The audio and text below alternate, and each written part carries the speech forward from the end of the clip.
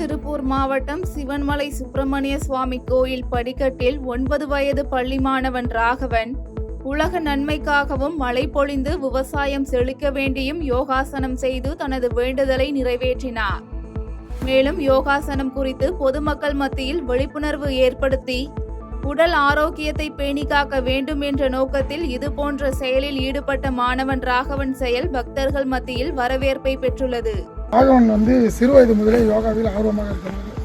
அவர் சிவன்மலை அடிவாரத்திலிருந்து மலை உச்சி வரை ஒவ்வொரு படிக்கட்டிலும் ஒவ்வொரு யோகாசனம் யோகா மேட்டின் உதவியோடு சுழற்சி முறையில் 100 ஆசனம் 100 போஸ் ஆக மொத்தம் 200 ஆசனங்கள் ஒவ்வொரு படியிலும் செய்தபடி மலையேறி கடவுளிடம் வேண்டி சுவாமி தரிசனம் செய்ய வந்துள்ளோம். நாங்கள் 9 நாள் விரதம் இருந்து சாமிக்கு உலக மக்களுக்காகவும் விவசாயிகளுக்காகவும் யோகா விழிப்புணர்வுக்காகவும் இந்த யோகாவை நாங்கள் பண்ணிக்கிட்டு இருக்கோம். யோகா பயிற்சின்னு இந்த படிக்கட்டில் கடவுள்கிட்ட வேண்டி ஒவ்வொரு படியிலையும் யோகா பண்ணி நாங்கள் சாமியை தரிசனம் பண்ண நாங்கள் சென்று கொண்டிருக்கோம்.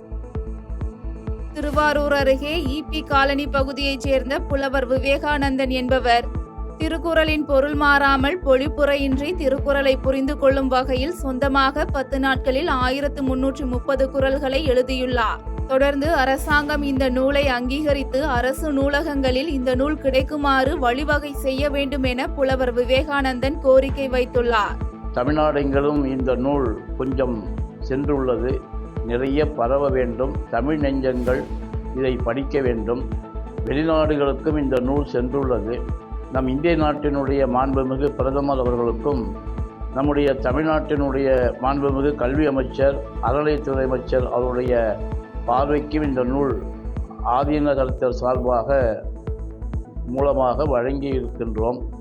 தமிழ் உள்ளங்கள் அனைவரும் இந்த நூலை வாங்கி படித்து இன்புறுவதோடு நீங்களும் அது போன்ற ஒரு திருக்குறள் நூலை இலக்கணத்தோடு குறிப்பாக ஆசிரியர் பெருமக்கள் எழுதி தமிழ்நாட்டில் திருவள்ளுவருடைய திருக்குறள் தான் இருக்கிறது என்பதனை வளர்க்கின்ற வகையிலே பல பேரும் திருக்குறள் நூல் எழுதிட வேண்டும் என்ற என்னுடைய அவாவை என்னுடைய நோக்கமாக உங்களுக்கு தெரிவித்துக் கொள்வதிலே மிகுந்த மகிழ்ச்சி அடைகிறோம்.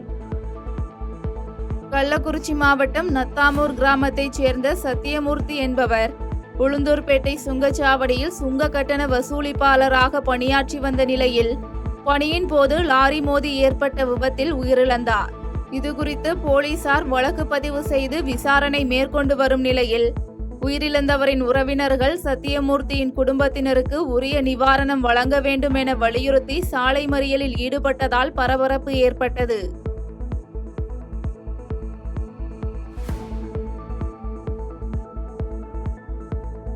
கள்ளக்குறிச்சியில் அதிமுக சார்பில் நடைபெற உள்ள மகளிர் எழுச்சி பொதுக்கூட்டத்திற்கு எடப்பாடி பழனிசாமி வருகை தர உள்ள நிலையில் பேனர் வைப்பதில் அதிமுகவினர் மற்றும் திமுகவினர் இடையே கடும் வாக்குவாதம் ஏற்பட்டது.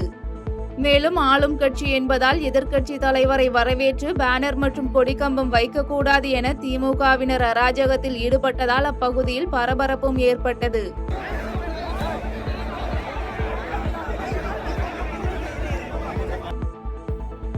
விருதுநகர் மாவட்டம் அருப்புக்கோட்டையில் தனியார் பள்ளியில் படித்த முன்னாள் மாணவர்களின் பொன்விழா ஆண்டு சங்கமம் நிகழ்ச்சி நடைபெற்றது.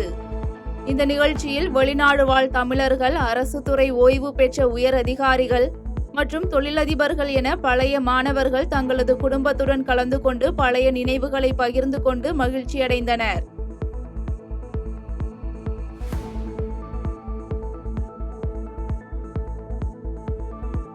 செய்திகளை உடனுக்குடன் தெரிந்து கொள்ள கீழ்கண்ட கேபிள் மற்றும் டிடிஎச் நெட்வொர்க்குகளில் எம்நாடு செய்தி தொலைக்காட்சியை காணுங்கள். பாதகம் செய்பவரை கண்டால் நாம் பயம் கொள்ளலாகாது பாப்பா. மோதி மிதித்துவிடு பாப்பா, அவர் முகத்தில் உமிழ்ந்துவிடு பாப்பா.